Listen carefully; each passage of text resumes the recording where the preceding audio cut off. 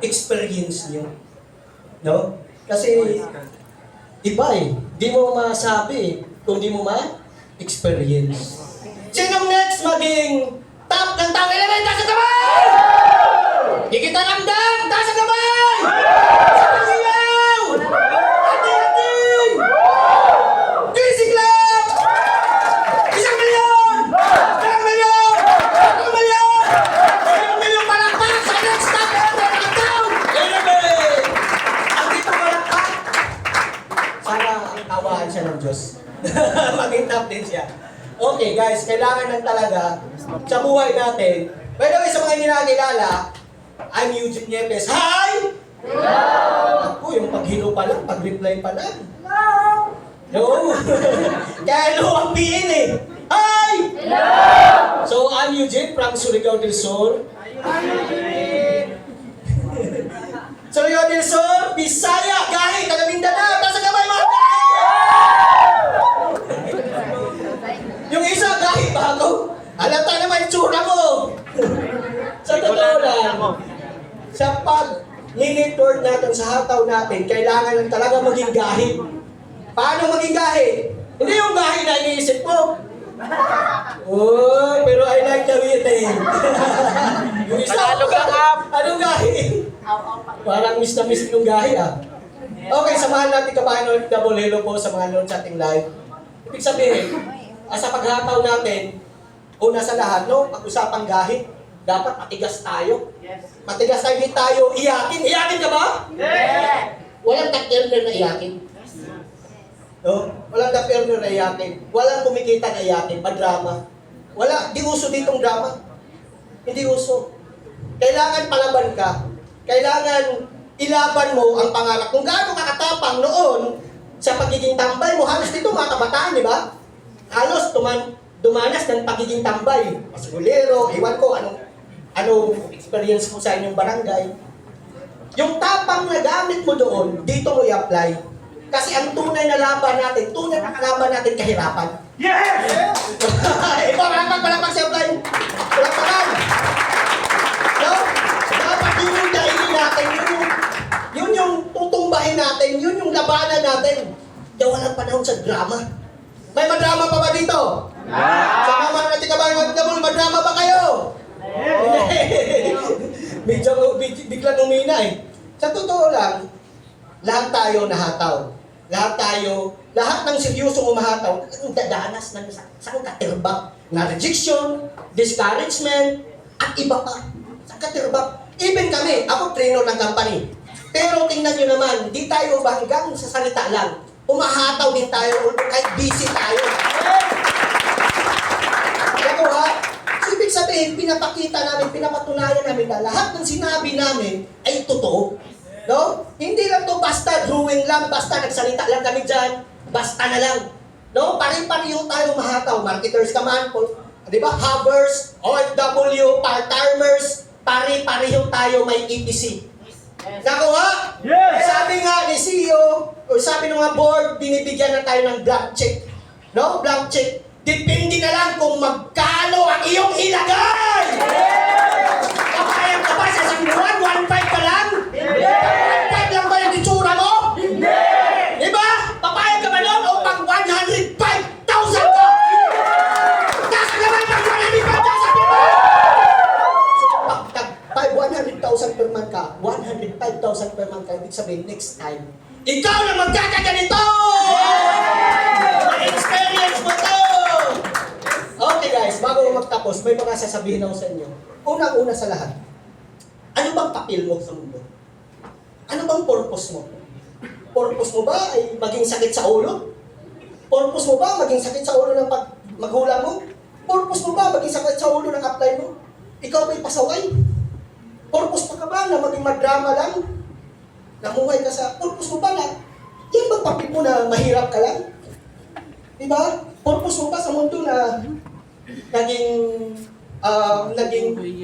yung tipong iniiwasan ng mga tao dahil wala kang magandang dulot sa kapwa? Or purpose mo, may mission ka. Anong mission natin? Mission to inspire people. Gaya nito ngayon, mga kabataan, Yung iba, natatawa, ano ba yung pagsasabi ng tao na yan? No? Kaya ngayon, ang income mo, katawa-tawa din. Nakuha? Katawa-tawa din. Kasi di mo inintindi yung mga sinasabi namin dito. Guys, hindi to basta na lang. Ang nagsalita sa inyo ngayon, hindi po basta-basta ang pinagdaanan. Sang katerbak. Ang unang-una kasi intindi mo dito. Yes, tao tayo. Tao ako, tao ka din. Yes, nakakaramdam tayo ng panghihina. Yes, nakakaramdam tayo ng rejection, discouragement. Lahat yan. Kasi may feelings tayo. Tao tayo eh. Kung anong naramdaman nyo, nararamdaman ko din yan. Minsan, nakatamaan din tayo ng katamaran. Minsan, natamaan din tayo ng emosyon. Pero, minsan, lagi mong tandaan, ano nga bang papel mo sa mundo? Ano nga bang purpose mo? Ikaw ba ay isang talunan? O ikaw isang palaban? Palaban! Palaban, no? Palaban! Para sa pagkuha ng pangarap sa buhay. Ikaw ba iyakin? O ikaw yung solution maker? No? Tandaan mo yan. Laging tandaan natin, ano ba nga ba? Siyempre tayo ba makita ka ng tao na kagaya nito, mga mata nito? Ito, ayaw ko ng tao na yan, ayaw kong samahan yan kasi sa sakit ng ulo ko, ipapahamak lang ako niyan. Or makita ka pa lang ng tao, ma-inspired na sa'yo. Makita ka pa lang ng tao, grabe po, gusto kong dumikit ng tao na yan. Gusto kong mahawaan sa energy ng tao na yan. Gusto ko rin kumita kagaya ng tao na yan. Yung purpose natin. Yun po yung mission natin sa buhay. Yun yung papel natin sa buhay. Yun yung calling natin. Kaya laging tandaan, pag malaman mo yung purpose mo, kilala mo sarili mo, wala kang panahon sa drama. Wala kang panahon mag-entertain ng negative. Wala kang panahon mag-imot sa buhay. Nakuha? Yes! Then, laging tandaan, pangarap. Bakit nga ba tayo nandito? Mga OFW leaders natin, bakit kayo sumali? Bakit nga ba? Ano nga bang dahilan? Anong buhay niyo sa buhay? Kayo dito mga leaders natin, mga kabataan, mga havers, ano nga ba? Bakit ka lumuwas galing probinsya, Mindanao, Visayas, Cebu, whatever saan ka galing dito sa Luzon? Anong dahilan? Bakit ka nandito? Mga OFW natin, bakit ka nagtiwala sa mga nandito na hindi mo lang nakita personal? Anong dahilan? Bakit ka ng ibang bansa? Anong dahilan? Bakit ka nag-take ng rest dyan? Naging risk taker ka sa buhay? Dahil may pangarap ka. Alamin, lagi ang pangarap sa buhay. Know your deepest reason why. Alamin mo yun. Alamin mo yun. Ang ultimate goals mo, ultimate dreams mo, libre na lang ang pangarap, huwag na nating tipirin. Itutulong natin na lahat tayo dito magkaroon ng muscle car, sports car, house and lot, mga properties, travel around the globe. Guys, napapalala ako. Kasi isa sa mga ultimate goal ko ay magka-travel ng iba't ibang bansa. Next month, August 1, Hong Kong po kami. Sino ba man si Eugene Dunay Inietes, dati mangingisda, naglalako ng isda. Mismo barangay lang namin, hindi nga ako makapunta-punta sa kabilang barangay. Kasi bakit? Anong gagawin ko doon? Dito na ako mangisda, bintay isda. Ayaw ko pumunta sa kabilang barangay kasi wala out of budget. Baka makaapak ako ng kamatis, wala akong pambayad. Pero ngayon, hindi lang barangay, kabilang barangay mapuntahan. Iba't ibang bansa na. Kaya, mangarap lang tayo ng mangarap. Mangarap lang tayo ng mangarap. Pag may pangarap ka, payaman ka dito sa tao Elabek. Alamin mo lang ang deepest reason mo at ultimate goals mo, ultimate dreams mo. Nakuha? Yes! Next, focus. Focus tayo sa pangarap. Avoid distraction.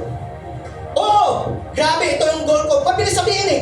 Ito yung target ko. Ito yung kukunin ko. Ang tanong dyan, pag-action. Pag-action natin. Di ba, mabilis lang ang plano? Pero grabe po, tatawid ka po ng dagat, bagyo, ulos.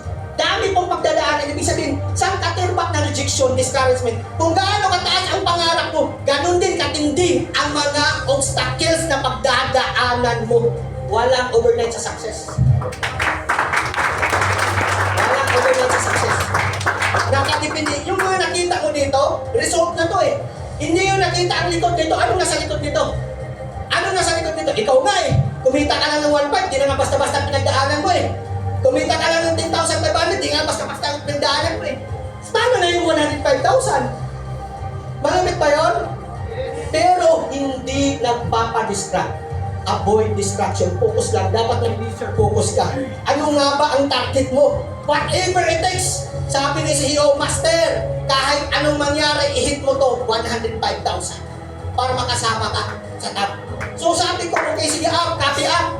Lalo na kung ginaguide ka ng mentor mo, ginaguide ka ng upline mo, pinupush ka ng upline mo, napakaswerte mo dahil may upline, concern siya sa'yo na kumita ka din magbago ang story ng Huwag kang magalit.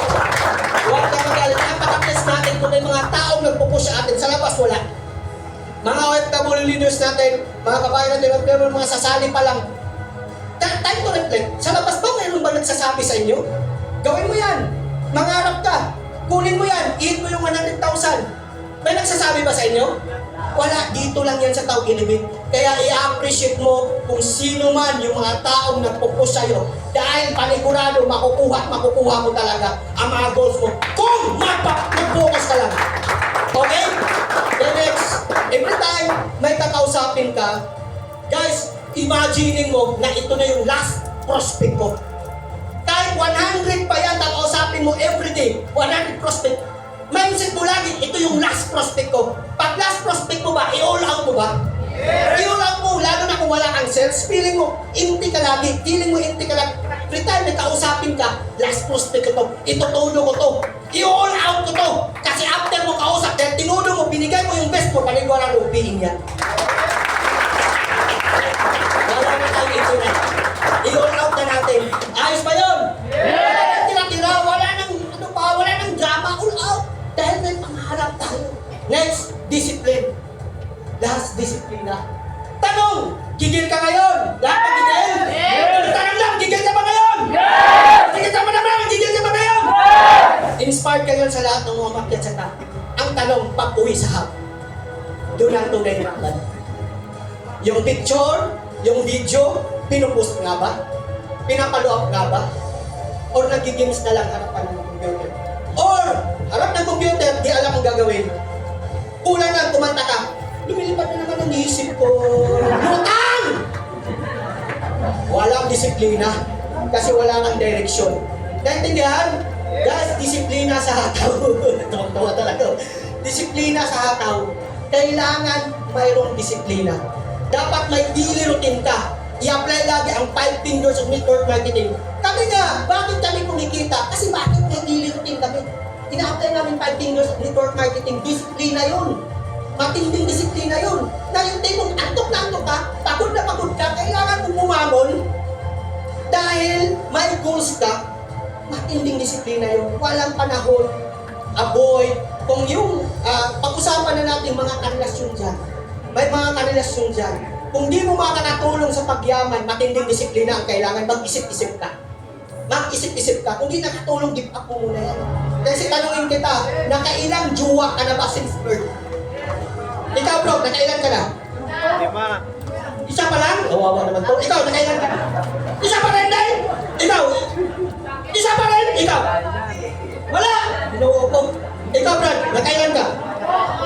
2! Ibig sabihin guys, sino dito more than 2 na jowa? Ibig sabihin, kaya palang palitan.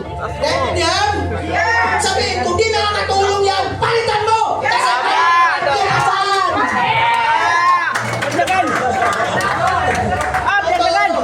May mas deserve sa'yo, natutulong sa'yo sa pagkuha sa pangarap sa buhay. Kaya unahin muna natin yung pangarap. Sa Bisaya pa, pangandoy sa dong inday. Kuha ko sa nato mga pangandoy nato, sabi na yan, matinding disiplina. Yes, totoo. Bakit ang inyong lingkod nakapokus muna sa lingkod? Wala muna. Kasi dyan ako galing, ako nasasabi sa inyo, kung di nakakatulong, distract. Layuan muna.